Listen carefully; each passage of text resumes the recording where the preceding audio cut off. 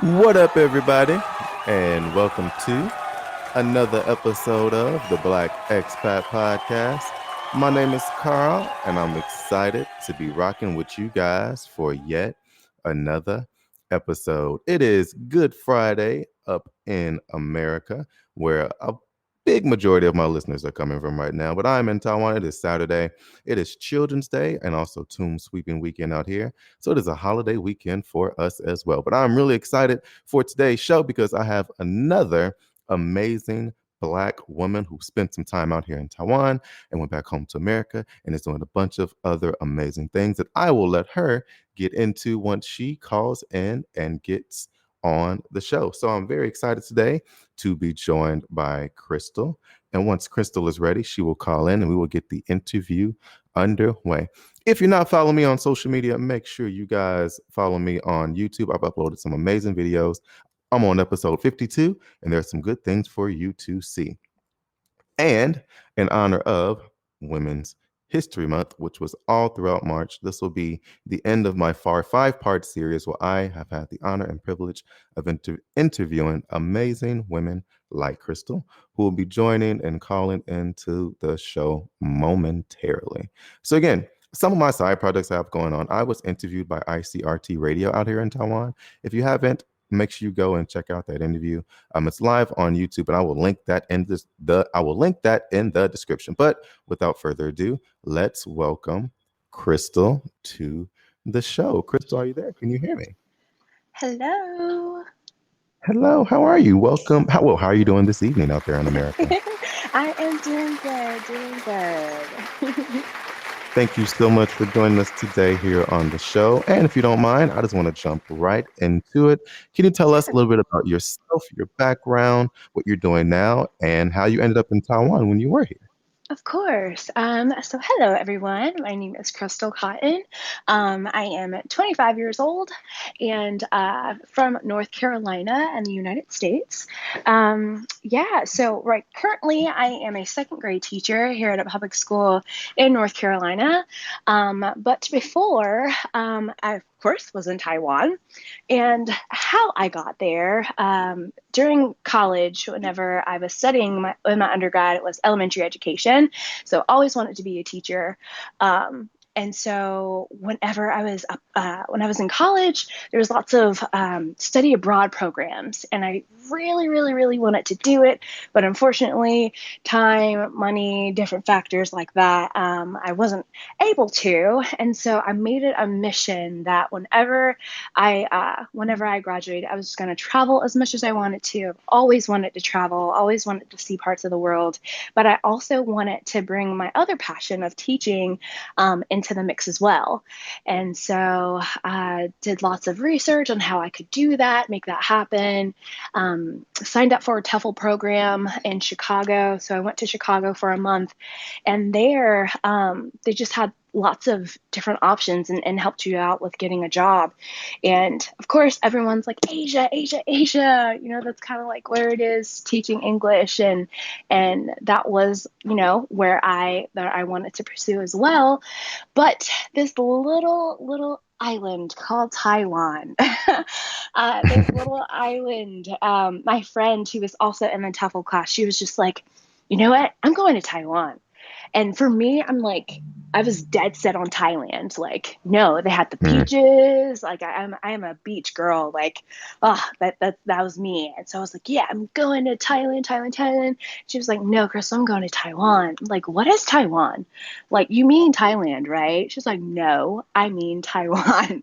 And she was like, Krystle, do your research. And I did. And I just found that it was a hidden gem. No one really knows about it, but it's just so incredible in the research how open-minded this country was, and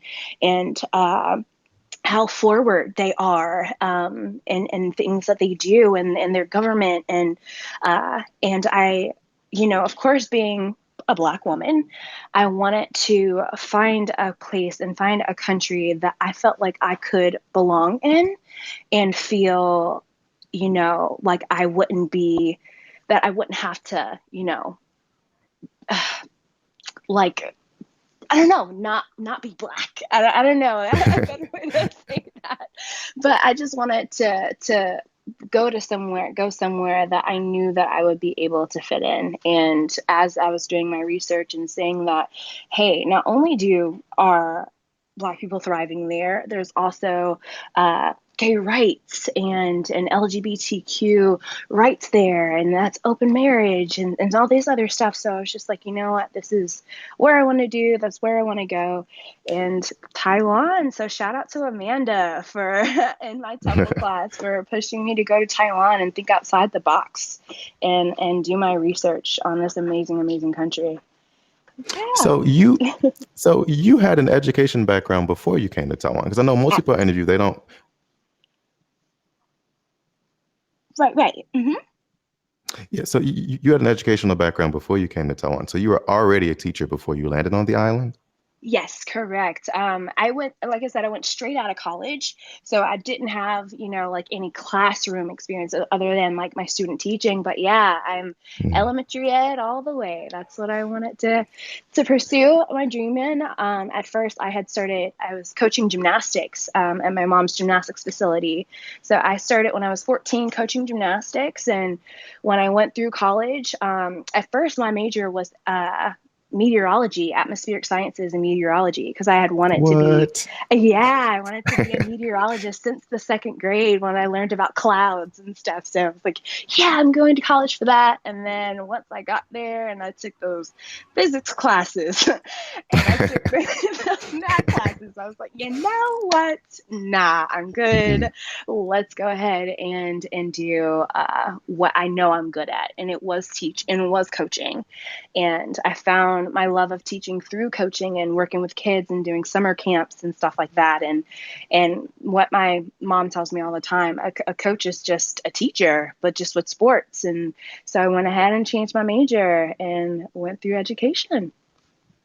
That makes so much sense, because again, I never thought when I came to Taiwan that I would teach for as long as I ended up teaching.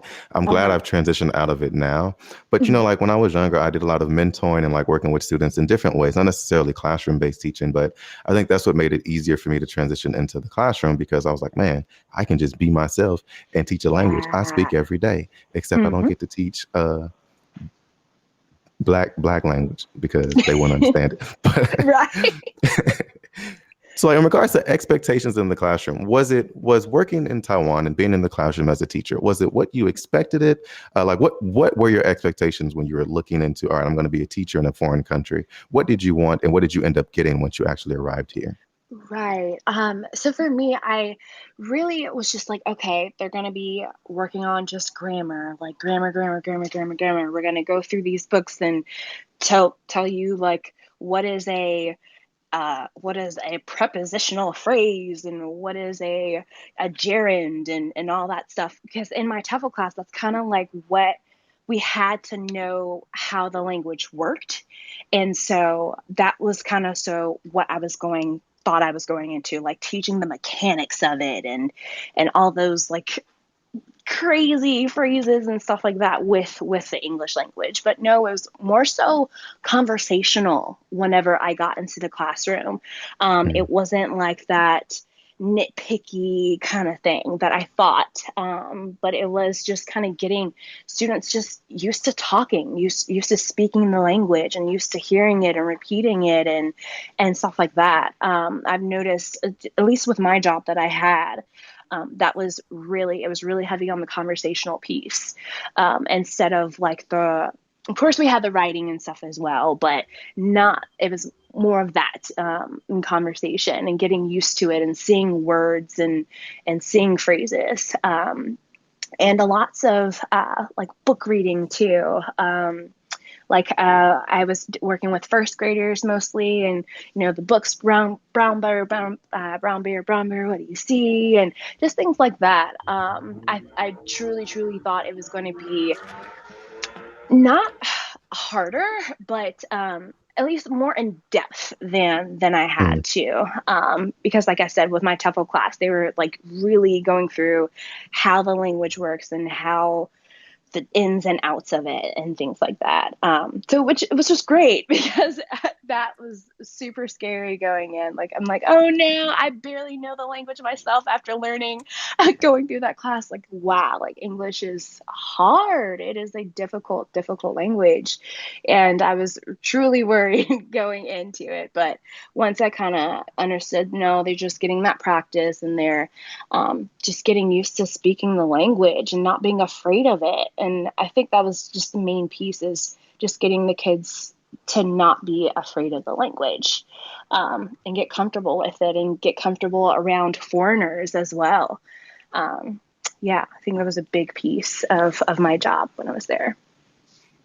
I am right with you with like the grammar thing. I am not a big grammar person. I did not Mm-hmm. enjoy teaching grammar. Like I ended up teaching in the high school and like they had this big grammar book and it was just pages and pages and pages of Yeah. rules and all that. And I was like, look, these kids aren't going to remember these rules because honestly, I don't remember these rules. So I Uh-huh. went by like old things that I learned when I was in school. I was like, hey, the more you read, the Uh-huh. more you'll understand, and the more you write, the better you'll get. And like I'll correct little things for you. And I hate it when I got the question, hey teacher, why is this way? And I'm like, well, Yes. there's a rule somewhere. I can't recite it.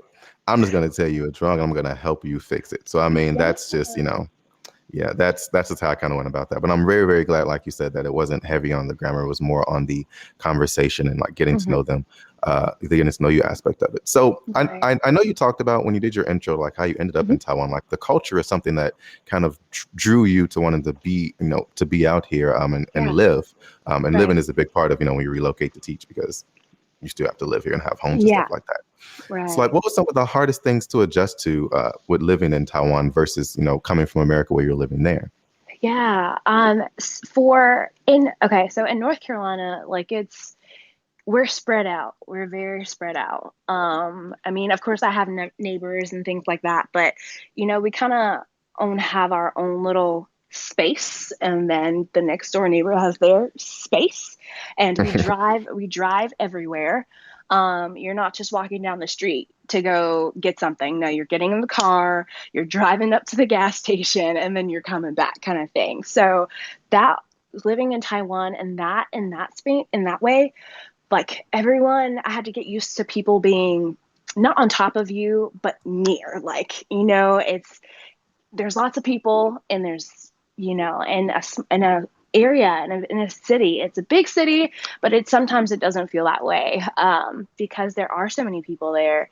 And I had to get used to that. I had to get used to, public transportation, because that's not a thing here in North Carolina. Like, we don't have subways. We don't have, you have a car. If you do not have a car, you're using Pat and Charlie, or you are, or you're taking you're biking somewhere or something, So that Mm. was a little difficult to get used to as well, and not having that space. Of course there are some areas in Taiwan that do have that, like Sinshu and things like that, but no, like that was really big. I had to get used to that public transportation, and being, not necessarily on my time, because Mm. that's the thing as well. Like, things are on your time. You get up and go when you want to, and you're not waiting for your bus to come. You're not waiting for things like that. But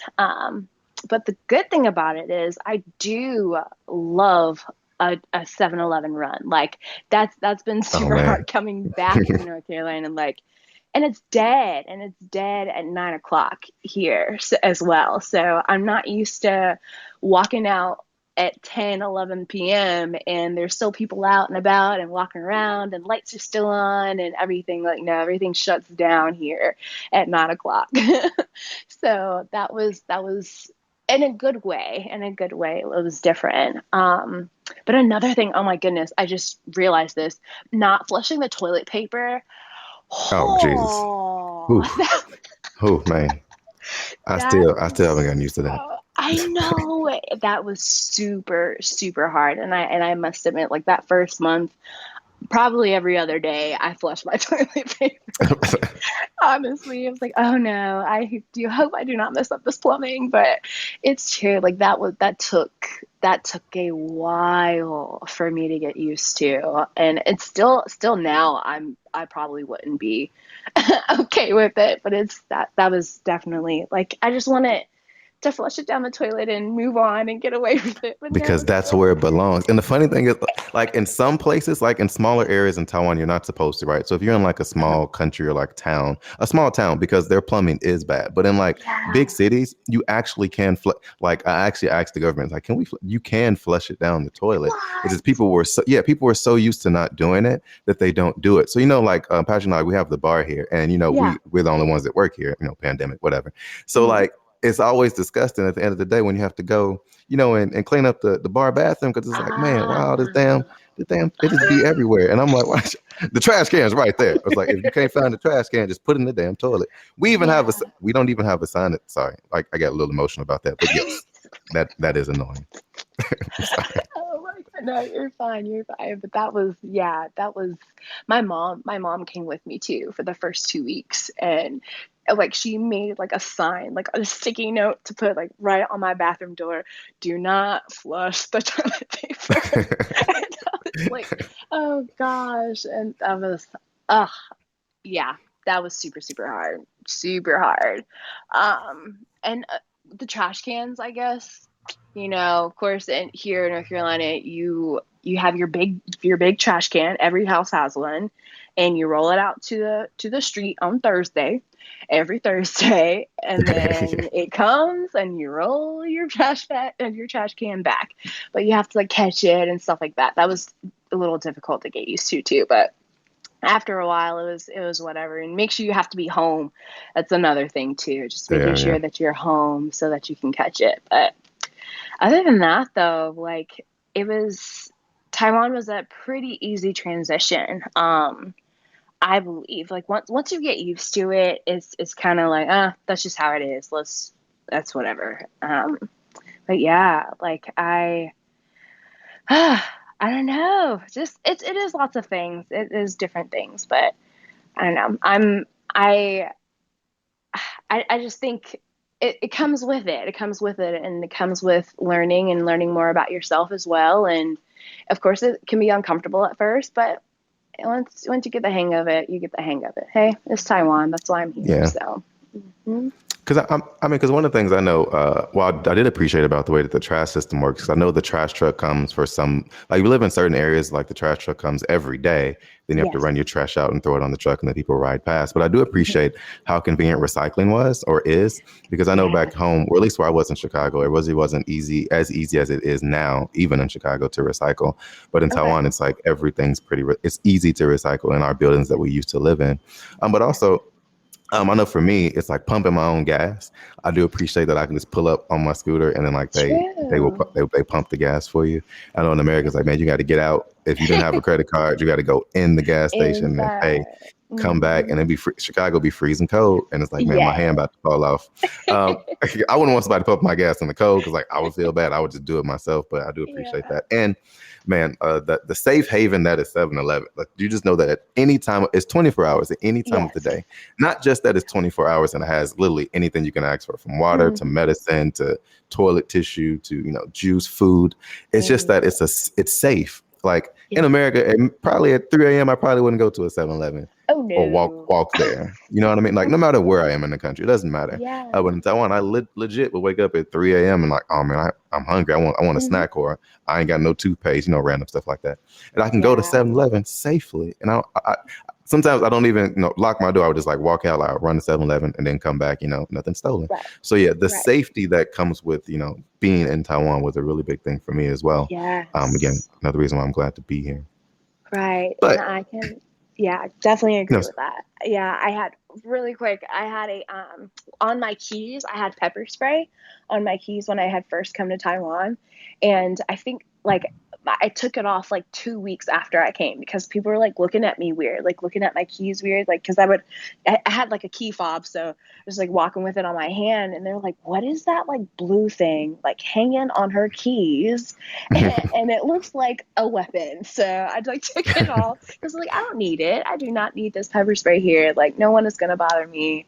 I need it back in the States though, but no, let me go ahead and take it off. So that was a relief as well that I could take that off. Like, oh wow. And I had it for like years too. And just that feeling, I didn't think that it was such a big deal, but that feeling of taking off my pepper spray was like a breath of fresh air, honestly. It's like, wow, I do not have to worry about safety, and having that not be a factor in your life is so it's so uplifting, and it allows you to think about other stuff other than worrying about your safety and checking over your shoulder every 2 minutes when you're walking down the street. I don't have to do that, and that was really really nice that I didn't have to worry about being afraid.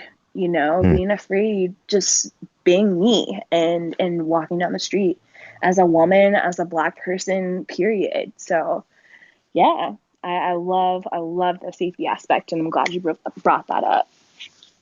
Yeah, that's definitely a big part of the Taiwan experience that I think, I myself took for granted from being out here for so long, but I'm definitely, glad that Taiwan is as safe as it is. And again, I really call it a haven because it really is a haven for people to come and just be themselves and just live. Right. Really quick, a 30-second break for a message from our sponsors. Today's podcast is presented by Podgo. Podgo is the easiest way for you to monetize your podcast, providing podcasters with a flat rate for ad space so you always know how much you get when you include an ad from Podgo. Apply today to become a member and immediately be connected with advertisers that fit your audience. That's podgo.co at podgo.co. And be sure to add our podcast in the How Did You Hear About Podgo section of the application. And now that that's over, so Krystle, another part, I have to say that live because another part of living in Taiwan is the people, right? So we talked about the work with being in the classroom and teaching and the culture, right, while you got here. But once you got here, the people, how did you build community in Taiwan? And then what community did you find once you arrived? And then how did you navigate that to kind of find your own niche and find a place where you were comfortable with, with being yourself? Yeah. Facebook groups are awesome. I found the brothers and sisters of Taiwan, and y'all are my homies, and y'all still are. And I'm still, even though I'm back in the States, I'm still an active member, and I get to still network and communicate with you guys, and that's awesome. So definitely, Facebook groups are very helpful. I'm not just a part of that group on Facebook, but I'm a part of Taipei Ladies. So anything lady related, the best place to get women care, healthcare, and the best places to go for shopping needs. If you have a different type of figure, where's the best place that I can find some clothes that would fit me? And so a part of that group. I was also a part of Taiwan foodies. So I love food, and that was a big part of my experience in Taiwan, was just trying different types of food. And Taipei foodies was definitely a way that I connected with other people around Taiwan, different expats and foreigners, and as well as got lots of different suggestions on great food and good places to eat around Taiwan as well. Let's see what else. I'm just part of a lot of groups on Facebook, and my TOEFL program as well. They have a Facebook group as well if you went to Taiwan. So I was a part of my TOEFL program's Facebook group as well. So highly recommend Facebook groups if you are looking into coming to Taiwan, because that's really where I found my people, the things that you're interested in. There's more than likely a group that's already there and willing to accept you with open arms, and just meeting new people. And I just say, and events as well are posted on there. in the area. And so just go to those events, and that's a great way to network and meet new people. So yeah, those Facebook groups are definitely it. You, and it's so interesting because, whenever depending on when the person arrived to Taiwan, whenever I ask this question, the answer is always different. And I always feel really old when I say things like, yeah, when I came, Facebook kind of had just got started up. So it wasn't like there wasn't any Facebook groups to use. So, I mean, I am very fortunate when I know that because of this, I relied more on like the school that I worked at, right? So the people there, Taiwan people are really friendly. And I would always ask the people there for questions when I needed something. And if they couldn't take me, then I'll have to kind of figure it out on my own, which kind of forced me to get to know the island. And there wasn't even like Google Maps and stuff like that. Like you couldn't, if you had to get somewhere, you had to like print it out, old school, print it out, and then I kind of navigate your way through. But people don't understand, when Google Maps first came out, there wasn't a walking option. It was a car option. So you would have like this car map. And then, I remember several times getting off the train and having to like talk to people and say, hey, I'm trying to get here. Can you point me in the right direction? And it was a lot of that. And that was, while it was frustrating, it was also refreshing because I knew that I wasn't at home, right? I knew that I was a foreigner here, but I also wanted to get more comfortable in knowing where exactly I was going. And even things like parties, right? You had to go to parties to find out when the next party would be. Right. You had text message notifications, and like you had to have different friends doing different things and then communicate with them, then get invited to some spaces. And people frequented the same places because that's where they knew they would get a certain type of entertainment.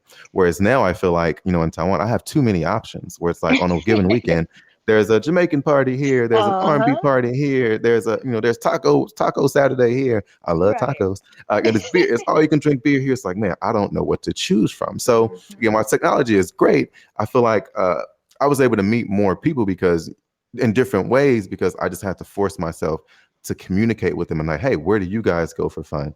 This sounds like something I'm interested in. I want to attend it, rather than, looking online and say, oh, okay, well, this person is going here, so I don't want to go. Like little things like that to kind of factor in your decision of where you're going, instead of just showing up, being present, and kind of figuring it out.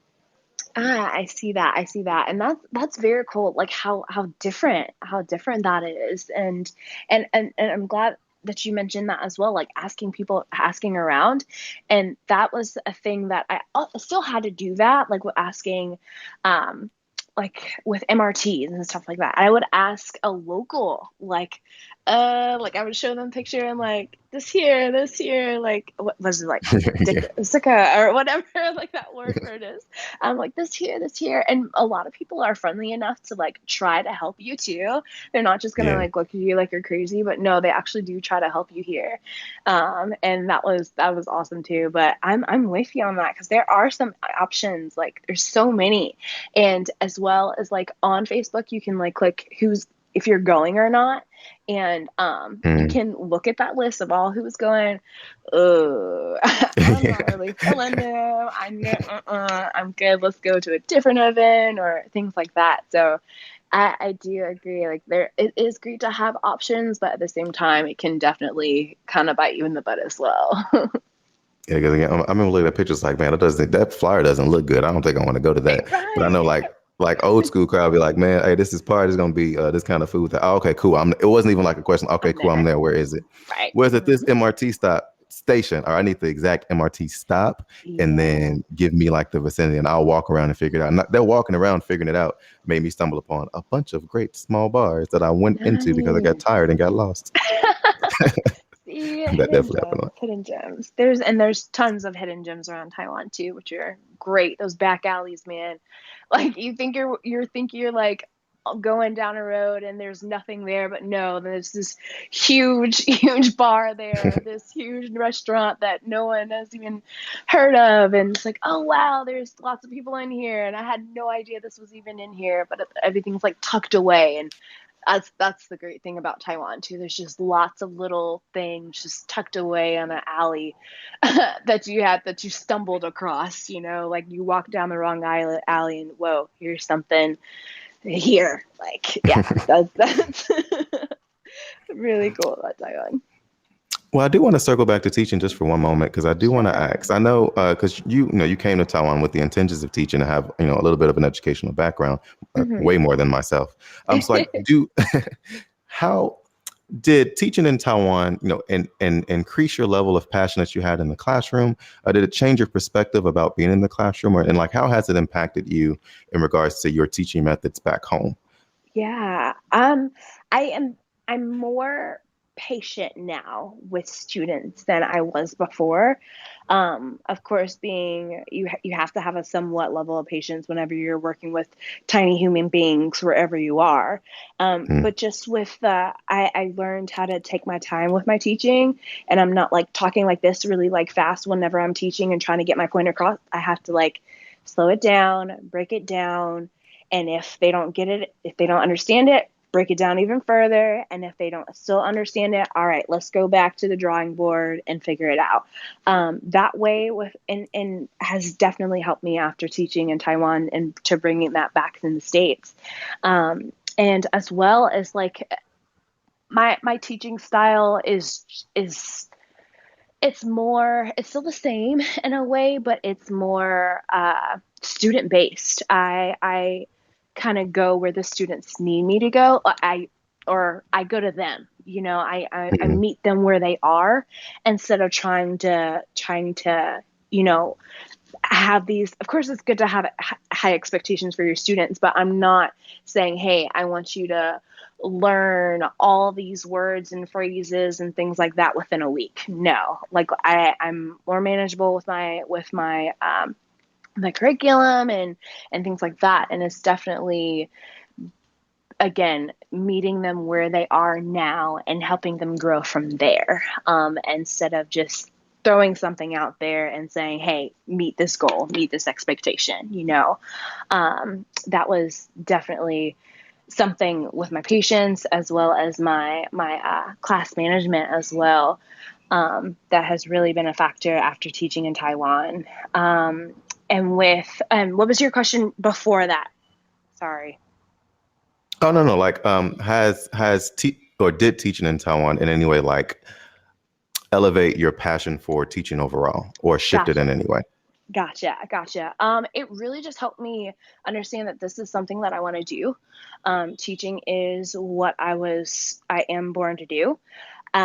Because if I feel like if I can teach and grow and help, grow these minds of these children that don't even speak my language, then I can teach anybody, like and just not just with teaching, but just anything. And that made me feel like I could be a better teacher for these kids and for any kid, because I can do this. I can help these students learn a new language, a brand new language that is so difficult and so hard to learn. If I can help these kids get that and not be so afraid of this language, then I can teach these kids anything.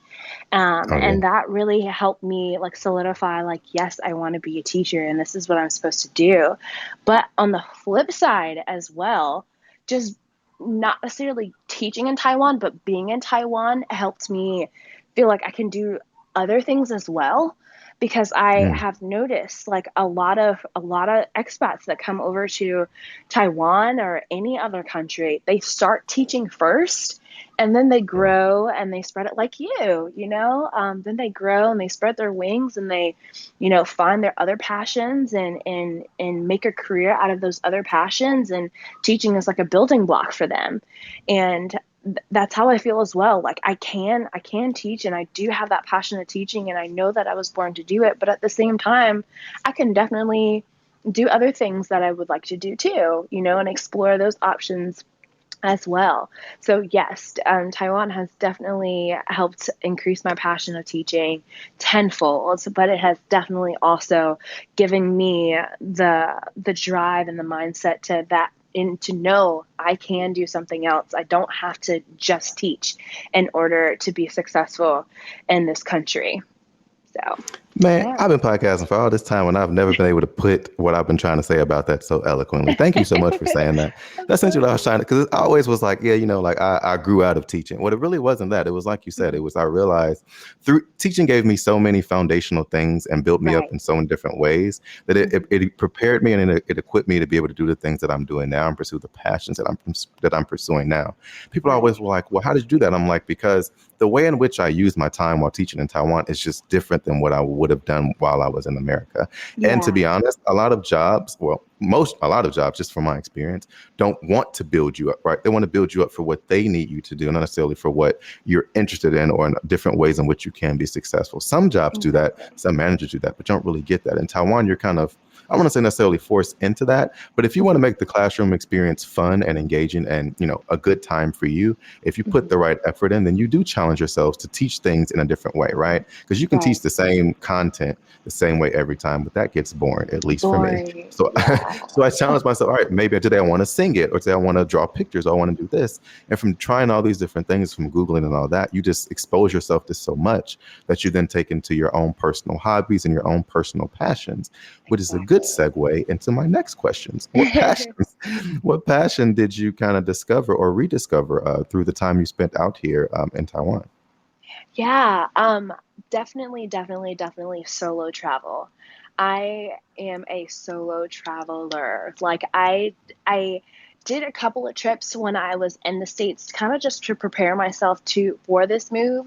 Mm, I went to Boston on a solo travel. It was just like 3 days, and I went somewhere else. Where else did I go? Okay, I don't remember, but I went somewhere else before, just to, like I said, to prepare myself. But once I touched down in Taiwan and started living in Taiwan, like for a while, I was like, you know what? I am out here on my own, living it up and doing the damn thing. Okay, I can definitely do this into another country, and so that's what I did. I packed my bags, and with my job, like, whew, my job was beautiful. I had every other week I had 6 days off straight in a row. And so I used that time very wisely and hit up as many countries as I could. And mm, I went to 7 different countries while I was there in my 18 months that I was, more than 18 months, probably about 20 months that I was there. And I did it all solo. And I had the wow. best time. And I loved every moment of it. And I learned so much about myself. I got lost. I had fun. I got food poisoning, was in the hospital on my Oh, birthday. oh. Yeah. And it was, but still, though, like those experiences made me grow up. They made me Mm, grow up and they really tested me and drove me to I can do anything, man. I mm, truly can. Like, and I even changed my Instagram username to Krystle.can with an underscore because there's mm, nothing that I can't do. I can do whatever I want to, because I'm out here. I'm out here living this dream that people can't even fathom. And then I'm out over here going to different countries and doing it by myself. What? mm. So solo travel is just, that's me. That is me. And I love, and of course, I enjoy, spending time with people and stuff like that. But you really truly get to know yourself whenever you do it alone. And that is definitely a big passion of mine. And solo travel, it's great. It really truly is great. And just traveling in general, as well as excuse me, I had no idea that I would like sorry, I would like tea so much. I did not like tea. I did not like tea at all back in the States. Like in North Carolina, we're famous for our sweet tea and stuff like Mm. that. But I enjoy tea. I did not like it at Huh. all. And now I love tea. I love it so much. And black tea, I even like the herbal tea and just like, but I think it's different. Honestly, it's got to be Yeah, different because it's not the same. yeah. But I really enjoy tea now, and that's super, super strange for me. I had never in my life would have expected to enjoy tea, but that's me. I am a tea drinker now, which is super weird, but hey, I'll take it. I, you know what? The same. Like I'm not gonna like, because you know in America they have the sweet teas and like all this. Not to me, it's not. It's not the same. But in Taiwan, man, them tea in the morning. Also, tea Nice. gives you energy. Like it naturally gives you energy and wakes you up. Because I'm not a Yeah, big coffee drinker because I just don't like. I me used to not neither. like the smell of coffee, but I'm becoming a coffee drinker the older I get. I feel like, but yeah, the tea thing is real. But man, first of all, a black woman solo traveler, like it's so there's not that many of you out there, but I Uh-huh. know that like that's something I think I might need know another podcast for that because I definitely interested in hearing the stories regarding that. Because Yeah. honestly, I've solo traveled. You know, me and Patrick, we've traveled to 50 countries together. Yeah. So it's always been like I've had like my road dog and travel buddy, but we've only been able to do that because of how well we mesh together travel Hmm. wise and just like as Right. friends and all that. So it's easier Right. for like like he understands like I need a clean bathroom. I understand that he can sleep Okay. on the floor and he don't care. He just like look as long as it got a fan and like a floor, I'm good. And I'm like Okay. disgusting. I can't. So we always find a way to meet in the middle. Clean bathroom, but we got like a bed and a half or something like that. But Okay. Right. but I've solo traveled maybe once or twice, and I'm not gonna lie, I enjoy it, but it's not like it's hard because Hmm. like you like for me, I just miss those moments of like companionship of being able to rely on someone to do something that to be honest, just don't want to do. Like Okay. I know I can navigate my way around the country and find the fun things, but I know Hmm. Patrick can do it faster than me and better than me. So I'm like, look, Hmm. I don't have to worry about that. It's like a less stressful based travel for me personally. But I am interested to learn more about like your solo travel experiences and how they. I have so many more questions that I'll save for another podcast because man, that is just so interesting and Yeah. again powerful. Like people don't like a lot of people I've always met. It's like I would never travel by myself. I'm like, why? You should try it at least once.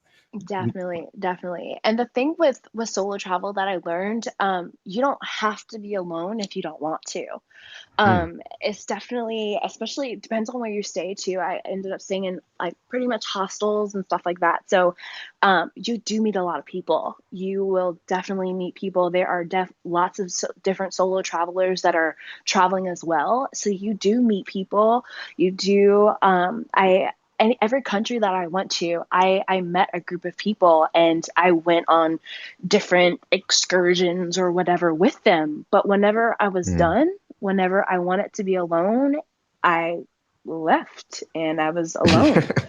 and so and so that's the thing, like you really don't have to be alone if you don't want to. You will meet people. You will, you know, get all these different experiences not alone, but you can if you want to. And that fits really well with my personality. Like I call myself the extroverted introvert. Like mm. I am an introvert. Like I do like being by myself. Like I really truly do. But at the same time, when I do want to hang out with people, I'm all in. Let's do it. Yeah. Let's go. So, so that really it kind of definitely it gave me the best of both worlds. Like again, staying in a hostel, meeting new people, but at the same time, whenever I wanted to be alone, I could be alone and be in my own thoughts and do my own exploring and on my Oh time man, and yeah. not someone else's, because that's super important for me. I hate my time being wasted, and Mm, I want to make the most of it as I'm in that country as I can. And so if the group that I was hanging out with doesn't want to do what I want to do, okay, let's time to split and go our separate ways. I'll see you guys later. I'm gonna yeah. go explore and do this over here. So yeah. Yeah, I mean, because well, I understand that because when you think about it, when you travel with the group, there's always that underlying pressure to, to do what other people want to do and like not leave Yeah. them alone because some people have that mentality that, oh, we went together, so we need to do everything together. And what Mm-hmm. we found out early on is like we would take people on trips as part of our old company. And we'd be like, look, if you don't want to do it, you don't have to. You can do whatever you want to do. This is what Right. we can do, but you can choose that. So it would rub them the wrong way. Like, well, I thought we were all doing this together. Like, where's the teamwork? Like, we're a family. I'm like, Yeah. no, we're just friends. And even if it was with my like, like, like even if I was with my family, I would still leave my sisters and do what I wanted to do. You know what I mean? So it is like, again, managing expectations. And there is a lot of power in being able to do things on your own time when traveling, especially when you're Absolutely. spending your own hard-earned money and it's Ooh, your that part. own well-deserved, right? Your well-deserved time away from chaos, right? Because that's what a vacation Mhm. is, getting Yeah. away from the chaos that is your job, where people tell you or you have to do certain things in a certain way. A vacation Right. is, I want to do things my way. Right. Owning your own vacation, like that's just so important. Absolutely. But from all your amazing experiences in Taiwan, what led you to, eventually return home from Taiwan? Yeah. Well, actually, 2020, whew, that was a year, not just for me, but many people. But it was a super, super tough year for me. I ended up losing my father unexpectedly in March of 2020. I remember that day like it was yesterday. Getting that, of course, we're 12-hour time difference from here and home. Woke up one morning to go to work and I see like 20 missed calls from my mom and got a call, called them back and said, you know what, Krystle, come on home. And that's exactly Mm, what I did. I came home, and then I don't know. I was in a way I ran back to Taiwan. After mm, 2 weeks of being home, I ran back because I just could not be here. And so I went back and I finished my contract and from March until August. I left in August to come back home because I needed to be. I was not in the right state of mind, I guess I should say. Whenever I came back to Taiwan, I kind of stopped caring. So I kind of stopped caring about myself. And I needed to be around people. And I needed to be around my loved ones. And they mm, needed me. And so I packed my bags and I came on back home. And I came home to heal and I came home to be around my loved ones and I have done that and it's helped so much and I just listened to my heart and followed my heart in that moment and being home is what I felt like I needed to do and here I am home and as well I was terrified to teach in the States as well mm, um, going from, like I said, straight from college. I went straight to Taiwan after college. I took my TOEFL course for a month and then I was out. And I had my student teaching, but my student teaching kind of really showed me what a teacher has to do in the States. And I was not up for that mm, coming out of college. And so coming back home, I needed to find a job and I mean they were hiring in the States and I'm a certified teacher. So why am I not using my degree? Why am I just trying to find any random job when I have a full blown degree to teach? And so right. I got hired on at the school that I am now, and I am teaching in the States, and it's super, super hard, definitely during a pandemic. Mm, But I also realized as well, like I'm glad that I came home to do that because if I didn't come home, I would still be in this mindset that I can't do this. I can't teach here. And I know before I said I can't, like I can do anything. I felt like I could do anything, but I felt like I could do anything abroad, not back home, yeah. and so coming back and teaching here in the States has really opened my eyes to say, hey, I can do anything here too. Shoot. Like, Yeah. so yeah, that was definitely something that I'm just grateful. I'm grateful for the healing process and I'm grateful for the opportunity to teach here as well. Because Mm. it's really not so big and scary like I thought. So yeah. You know, and honestly, like one of the best things I did, because I've been in Taiwan for almost 12 years now. Every time I count, I always get the number mixed up, but it's officially 12 years. But Nice. about halfway through my experience, I reached a point where, again, I was just in the office and I was like, I'm not myself. I'm not feeling as creative. I'm not engaging with the students or my team or Mhm. myself. So I was like, you know what? I asked my school, I'm going to go home to work just for 5 to 7 months. And because Okay. I wanted to be 100% sure that being in Taiwan, not just, for the short term, but for what turned into 12 years, was right for me and what I needed. But also, like you said, to affirm that what I could do in America if I could, withstand being in America. And inevitably, like I said, I loved everything about being home with family. That was what I needed. I think Right. for expats that are spending extended time in America, abroad, it's good sometimes to go back home, not just for that 2-week vacation, right? But for an extended Right. period of time where you actually get Right. to be present for a lot of the big moments, like our big holidays, like Thanksgiving, Yes. Christmas, and New Year's, where it's really all about family, getting that love that you need. Because as much as Absolutely. I love my friends out here, and I've made some great friendships, and I have like a brother that I live with, and that's great, right? Not a brother, but like a brother that I live with. Yeah. But there's nothing like that love that you get from Family. family, and Mm-hmm. you cannot duplicate that. Like again, Right. maybe you find a significant other and you grow that love. That's still a grown love. That's not like Right. what you get from family. And I think that is really, really important. I inevitably ended up coming back to Taiwan because I was like, working in America is trash. But Together. I was like, it's the same problems, just for less money and less vacation time. I was like, No. this ain't for me, fam. And my family was like, you look miserable. And I'm like, yeah, this ain't for me. I love y'all, but I Right. am the traveling Black expat. I can spend a little bit of time in America, but I need to be an entrepreneur so I can get the best of both worlds. Because working, nah, can't. But I also Yeah. had a lot of jobs before I left. But I, like you, right from college, boom, to Taiwan. But now I'm cool on that.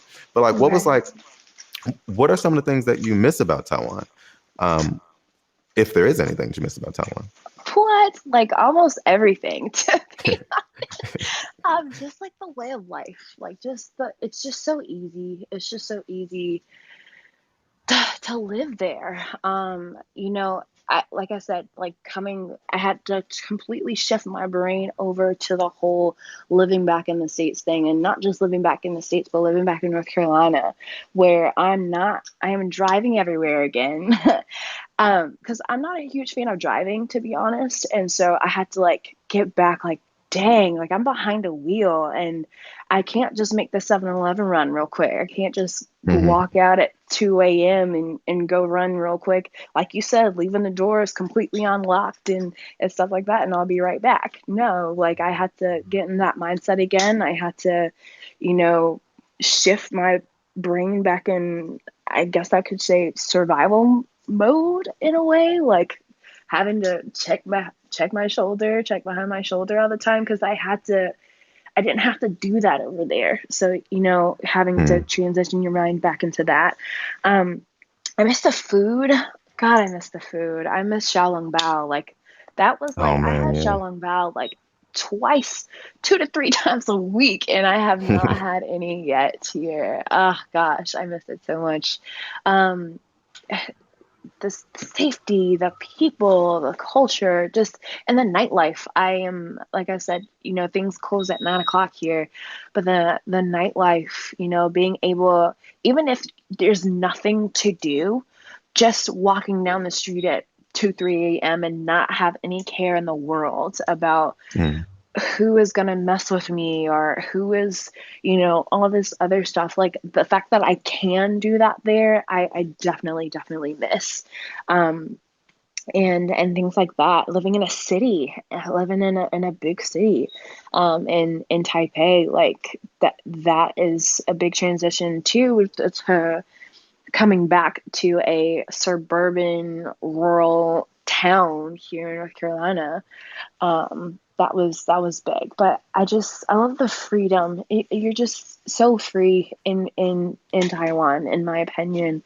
I was just very free, and I don't know, like I could do so many different things and ride a bike along the river, and there's just so much to do. There's so much to do Mm-hmm. there, and it's like you feel like just being there for 2 years, I felt like I did it all, but I did nothing really with, I did a minute portion of what you can do in Taiwan. Like I did not get to see as much, and I kind of regret that a little bit, but it's okay. It's all good.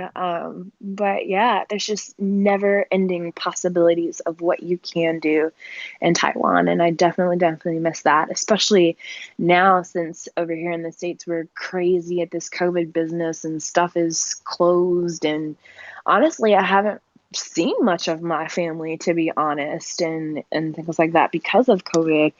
But yeah, just the generosity of people as well. You're not really worried about like, I left my phone twice on the bus in Taiwan, and I got it back, no problem. Someone turned into the police station, and it was right there, But I miss that aspect of it as well, and again, that safety and just freedom, like I said, and the Yeah. food and just the people. I miss my friends truly and dearly.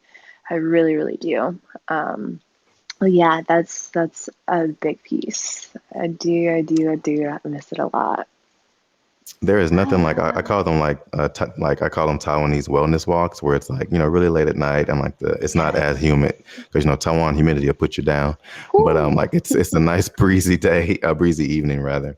I Mhm. just would go outside and just walk around, like pitch Walk. black outside, dark, but just walk and have some music and headphones in, not necessarily Mhm. paying attention to my surroundings, but again, like that element of freedom, like that is a powerful feeling to be able to just walk Yeah. outside your house and feel safe inside and outside of your house in everything Right. that you do, Right. except driving, because they're not the best drivers here. But other than that, other than that, feeling safe in most things that you do. But yeah, I mean, Chris, thank you so much. This has been like again, I love talking to you. I really hope that you want to join me for another podcast down the line about being a solo traveler, because I have questions, because that is not a field of expertise of mine.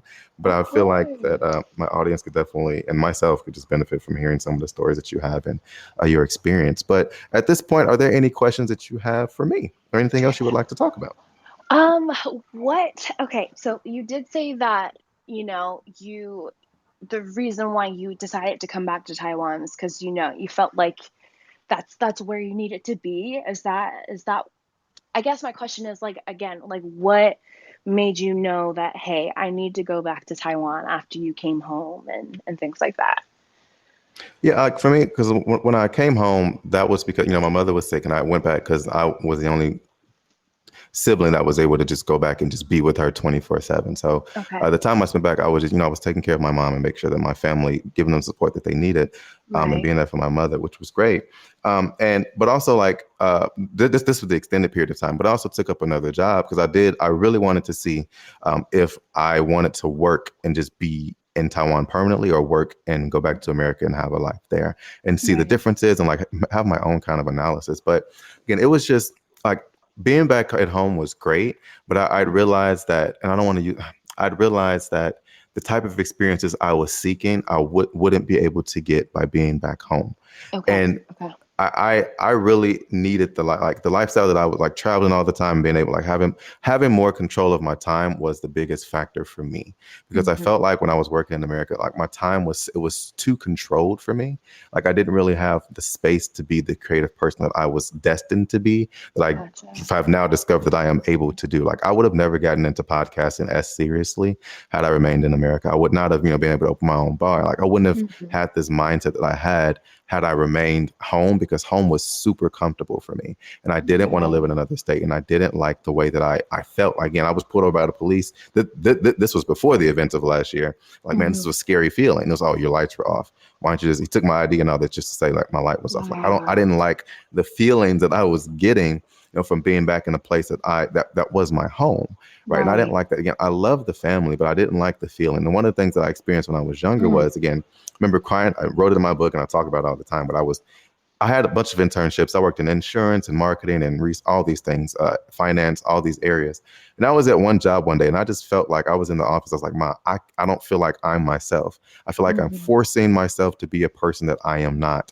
And I was in tears. She was like, Carl, Wow. you don't have to be there. It's like, just come home. If you don't want to be somewhere, you don't have to be there. So just come home. You Right. don't feel comfortable, go home. And I remember those feelings that I had in that moment were just coming up in everything that I was doing. Now at the moment, I was like, you know what? Maybe Taiwan isn't the place I'm supposed to be long term, but I know for a fact America, at least right now, isn't where I am It's not. supposed to be. I Right. am a Black expat. I am meant to be in different places all over the world, because I don't ever want to stop learning in the way in which I am able to learn from Right. being abroad. Going home is necessary. So like, I'm going back home this summer, even amid COVID. Like going home amid COVID, going home is necessary, but Yeah. staying home, like that's a choice that we have. And we Mm. can, and I think I appreciate, everything being remote now, because now I have more control over. I can be anywhere and then be home when I need to be, or when I want to be, or Yeah. when I feel like it. And I think that's what life should be about. I don't think you should be forced every day to do things a certain way because someone making billions of dollars is making you do that. Like if you want to Right. spend time at home, you should have that. And I know this is a deeper conversation, but that's just why I felt like I was so, I was like, I was in a moment, I was driving, I was like, you know what, this is not for me. And my family even told me like, yeah, you need to leave. It's like, we Yeah. love you, but you're not happy and we can Yeah. see it. So leave. And that's ultimately what made me leave America and go back to Taiwan. And that's really, really awesome. And honestly, my family, especially my mom, has said the same thing. Like, Krystle, this is not where you need to be. This is not where you want to be. And it's not. Like, I love my kids. I love my students. I have awesome, awesome, awesome. I have 18 second graders that love me to death, and I love them with all my heart as well. But they are really the only thing keeping me at my job. And my family is the only thing keeping me here in the States. And I say that all to say that today I signed my contract for my new job in Taipei. And I will be Oh, moving back to really? Taiwan in July. Oh, yay! Yes, I am coming back. I am coming back. And I'm so glad. I wanted to definitely get because I knew that you had gone home before and then you had come back. So I really wanted to hear your take on that. But that's you really, your words just mimicked exactly how I have been feeling for the past 8 months. Like I said, I needed to be home. I needed to heal. I needed to be around my people. But now that I got my head on straight and I'm grounded now, because before I was kind of just floating up in the air with grief and blah and all of that stuff. Now that I've grounded myself, I feel like it's time for me to go back, because I wasn't done. I wasn't done being there. I wasn't done with Mm. Taiwan. I needed to go, and I needed to be around my people. And that's what I got. And now it's time for me to spread my wings again and do and finish what I had started and go back abroad. And I was thinking of different countries, but why would I go to another country when Taiwan is like home? It's right there, right? So And there you go. I told it's such a great, I told people it's not a great place to visit. It's a great place to live. And it's such a great Right. home base because Yes. it is truly a place abroad that you can make a home Yeah. without, more, I don't want to say more easy, but it's truly a place abroad that you can make a home in so Yeah. many different ways, and you can build community and find community and all those things. So again, I'm so happy to hear that. That's amazing. I'm also glad that you were able to go home and like then take that time to heal and just be around family, because Right. we all know like that's a big reason why I'm going back again, is because again I need a hug from my mama. I need like my nieces and Yeah. nephews. Like I need them to know who I am, remember me. You know what I mean? Like, I want all those Mhm. things as well. But again, Right. Taiwan will always be a place that I call home as well. So again, thank you so much. This was Of great. Oh my God, you're so course. awesome. Thank you for Thank having me. I really, really appreciate it. And for reaching out. Like, this has been awesome. Thank you so much for this, Carl. thank you so much for giving me part of your evening. I appreciate it, Krystle. Have a great night. Thank you Thank so much for joining the show. I really you. appreciate it. Of course. And you have a great morning. Oh yeah, I'm about to get my day started. All right. I'm about to go to Thank you. bed. Good night. All Good right. Thank you, night. everyone, for tuning in to another episode of the Black Expat Podcast. Don't forget, if you haven't already, subscribe to my YouTube channel, as I am trying to reach 1,000 subscribers by the end of the year. And check out my Yes. other Her Story episodes with the amazing Black women. And make sure you share this episode with Krystle, because if you've been listening, you made it to the end, which I know you have. It was amazing. And other people need to hear more of what she had to say, because she's an amazing individual. So again, thank you guys for tuning in to another episode of the Black Expat Podcast. Like, subscribe, share, and more importantly, we are out here. Thank you.